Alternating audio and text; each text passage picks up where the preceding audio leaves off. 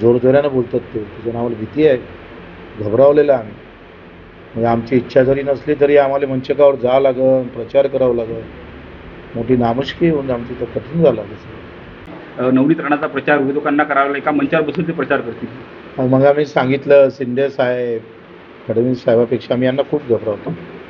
खूप भीतीचं वातावरण तयार झालं. त्यांनी सांगितलं का मंचकावर राहाच लागेल. मोठी भीती आहे. कार्यकर्त्याचे फोन आले म्हणे बच्चू भाऊ काही करून, एवढी मोठी हस्ती ते काही करू शकतो, उद्या आपल्या जीवाला धोका निर्माण होऊ शकते, एखादी चौकशी लावू शकते. ते देवेंद्रजीला भेटून आल्यानंतर ते बिलकुल सुटसुळा असे जोरजोरानं बोलतात ते, त्याच्यानं आम्हाला भीती आहे, घबरावलेलं आहे आम्ही. म्हणजे आमची इच्छा जरी नसली तरी आम्हाला मंचकावर जावं लागेल, प्रचार करावा लागेल. मोठी नामुष्की होऊन आमची तर कठीण झालं तसं. देश विदेशातील प्रत्येक घडामोडींचे लाईव्ह अपडेट मिळवण्यासाठी आता साम टीव्हीच्या सर्व सोशल मीडिया प्लॅटफॉर्मला लाईक, फॉलो आणि सबस्क्राईब करा. तसंच सर्व नोटिफिकेशनसाठी बेल आयकॉन प्रेस करायला विसरू नका.